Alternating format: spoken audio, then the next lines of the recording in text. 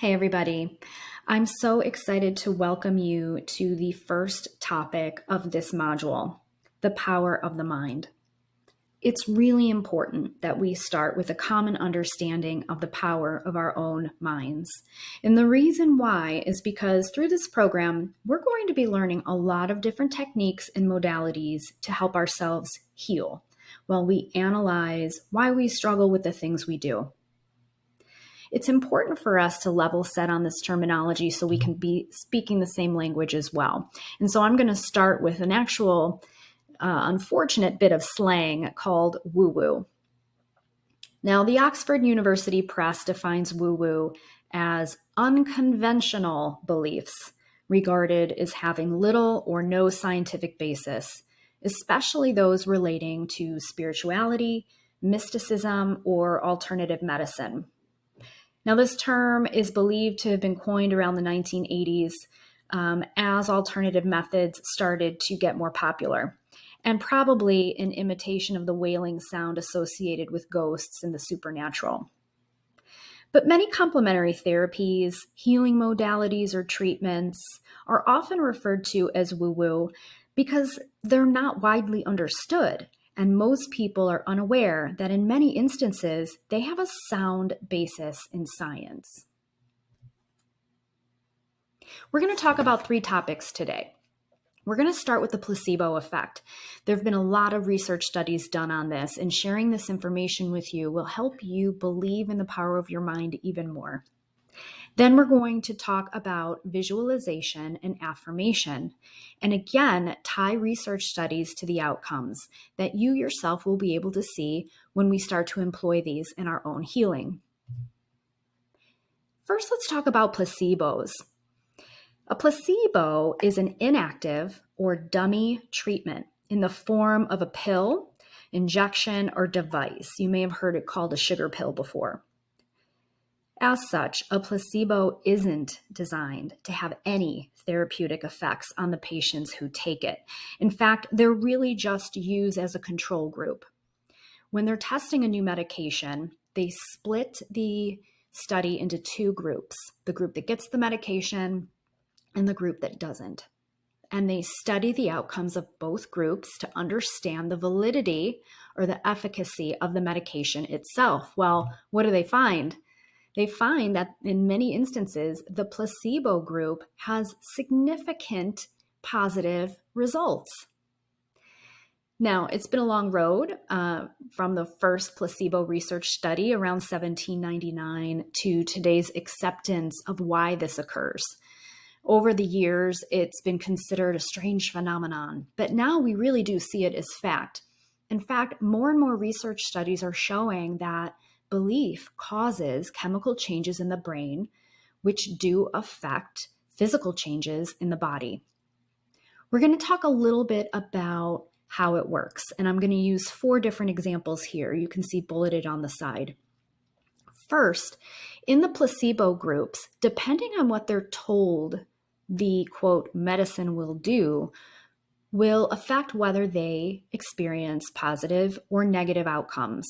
For example, in one study, when they were given the medication that would cure their headache, and they were told that that's what would happen, in a significant amount of statistical research studies, that's what happened. People who took the sugar pill or the vitamin D pill did have their headaches go away. Now, on the flip side, negative outcomes could occur too when they're told there was a side effect, possibly, of nausea. Many people in the control group experienced nausea. So you can see that the suggestion of what will happen and the belief that it will happen causes it to happen. Now, on the flip side, there is another occurrence that happens called a nocebo, where they took an entire control group, split it into 2, told one half of the group there were no side effects to this medication, told the other half, here's some side effects that could occur. Even though both groups did not receive anything more than a fake pill, the group that had the information of what the side effects could be actually experienced those side effects versus the group that had none of that knowledge, which experienced none. Now, the first two bullets are really around belief and understanding. The last two bullets on color connotations and brand is really about our own human perception.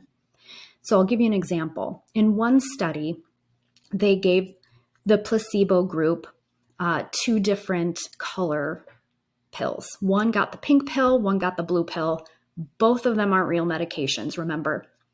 Now, the group that got the blue pill in this sleeping medication study reported enhanced relaxation, better sleep, falling asleep faster, versus the group that had the pink pill that had much lower rates of that occurring. Now, the perception of the color blue is that it's more relaxing, it's more calming, and therefore the perception of the color of the pill affected the outcome of the study.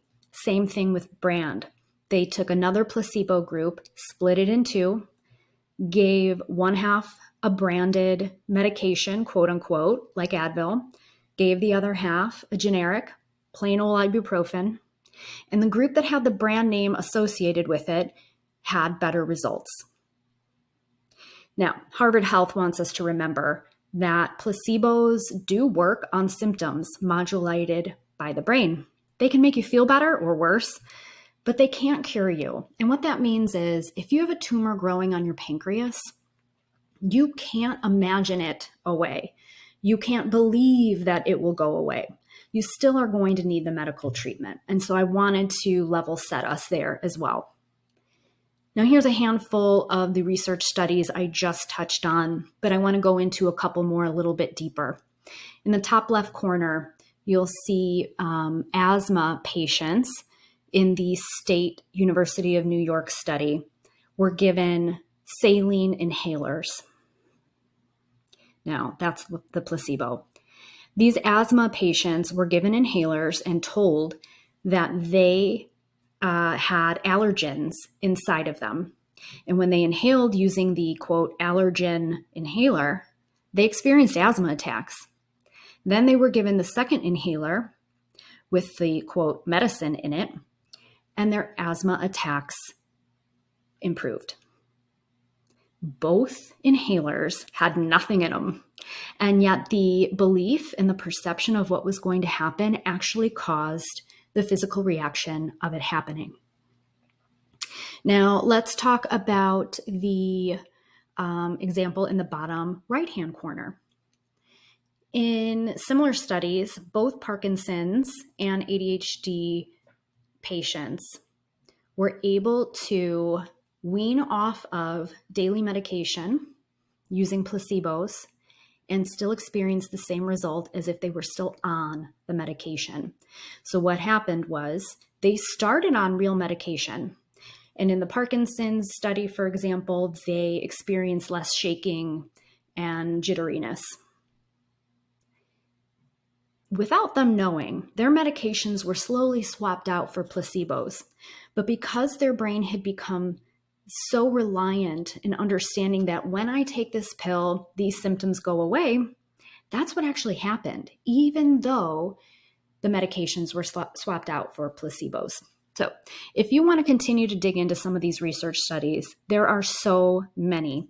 And I recommend you get the book by Dr. David R. Hamilton, Why Woo Woo Works, because it is filled with research studies just like this, and not just on placebos. And we're going to learn about even more of them in the future topics.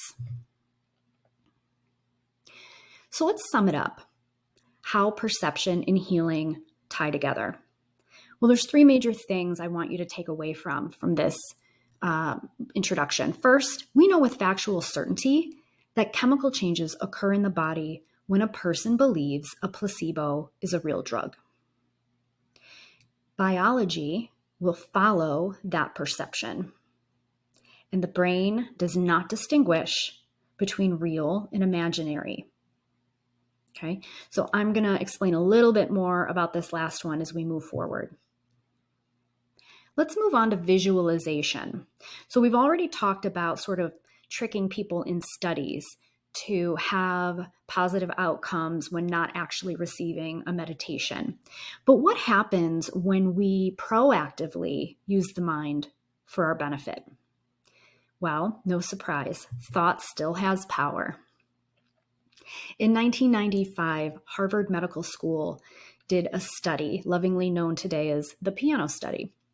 They split two groups of people up, one playing 5 notes for 2 hours a day with their hands up and down a piano, up and down.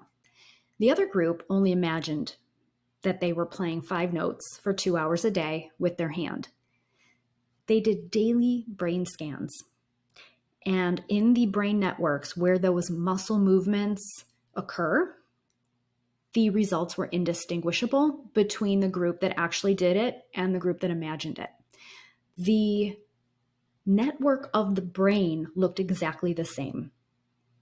So it just goes to show that actually doing something and visualizing that you're doing it have equal impact. Well, what does this mean? Well, we talked about how it affects the brain, but it also affects the body. So while visualization can enhance focus or motivation, it can also affect performance. You can see a remarkable effect on the muscles or tissues of the body itself during visualization studies. And multiple studies have shown that people actually lifting weights to people imagining they lift weights have the same or similar strength gaining outcomes, right? To a certain percent. Now, this doesn't mean that we never go to the gym again, right? What more studies have proven is that visualization plus action really yield the best outcome. And that's what we're going to do here in this program, guys. Okay. Now, in a study done by University of Cincinnati's Department of Physical Medicine and Rehabilitation, get this, chronic stroke patients were given their treatment, right? Their medical treatments. But then they were split into 2 groups. One group was given a visualization meditation to listen to while they're visualizing using the hand or the arm. The other group was just given some relaxation time. After 6 weeks, the group doing the visualization plus their treatment had significantly improved arm function compared to the group that didn't. Can you believe that? The brain rewiring actually helped the body heal. Now, let's talk about affirmations. We've already learned a little bit about placebos and visualization, which is how you kind of see results in the body based on what's going on in the mind. But let's talk about when we put it into a little bit more action. So in this case, we're going to talk about impact through repetition. Here's some basics about affirmations, and I'd like to clear up some misconceptions as well. First, these were originally termed autosuggestions, and Dr. Emil Kuh gave them to his patients after surgery in the mid-1800s, and he studied them. He studied their ability to recover from surgery and their bodies to heal, given the autosuggestions as activities. And like in visualization, they had to be repeated. And the repetition is what caused the brain networks to rewire. Now, affirmations work if they are positive in nature and they are repeated. And so you're basically planting seeds into your own psyche. Now, do not confuse affirmations with mantras. In our Western civilization, we often say, what's your mantra for 2023? There is a difference. Mantras often are deeper in spiritual meaning. They're one word most of the time in a different language like Sanskrit. A beautiful example is the word Om. Okay, that's a mantra. Yes, chanted, yes, repeated. It has its own amazing benefits. But for the purpose of this presentation, we're going to be talking about affirmations, and those are based on your core values. Now, Claude Steele coined self-affirmation theory in 1988. And what he found, and what studies have shown since then, is that repeating affirmations based on your core values actually affect the brain, which affects your behavior. Okay. So you can see many studies where having a more positive attitude and being able to handle stress better comes with these affirmations. You're rewiring your brain to follow the positive outcome that you set. And yes, it works with fruits and vegetables. So how does it work? Well, first you got to repeat the core value or behavior change that you're looking for in the form of a positive statement. Okay. And what it does is it reduces the power held over you by this thing you're trying to beat. So here's an example. I'm an emotional eater. In times of stress, I will eat a bag of donuts. Okay. Or a bag of cookies, whatever's in the kitchen, it goes in my mouth. Okay. Now, if I wake up every morning and I say, I will not eat a bag of donuts, I will not eat a bag of donuts, that's actually not going to work. I'm probably drawing more attention to the donuts that way, to my brain wiring. Okay. But if I wake up and my affirmation is, I make healthy choices and I give my body what it needs. Okay. If I repeat that based on my core value of health being important to me, I am going to steer my brain into a different direction and take away the power of that bag of donuts, making me feel better and releasing endorphins when I eat it. And I'll look at the bag and be like, yeah, I don't need that. I know what those taste like, and I always feel like crap after I eat them. Your brain is so powerful, and we're going to teach you how to tap into it. Buddha reminds us, the mind is everything. What you think, you become. Now, I want you to remember this when you go off back to work today or go through the get my kids to school crazy chaos tomorrow morning. The frustration that you feel, the thoughts that you think, you become those. And so by setting your affirmations, setting your visualization practices, they are automatically going to improve not only your emotions, but the somatic symptoms you feel in your body caused by stress. We are going to teach you so much in this program that's going to help you lead a healthier life, and I cannot wait. Now we're going to reflect and apply after this presentation. There'll be a meditation and a worksheet for you to fill out, and then we're going to move forward into the next topic, and we're just going to go from there. You can come back to this presentation at any time and listen again.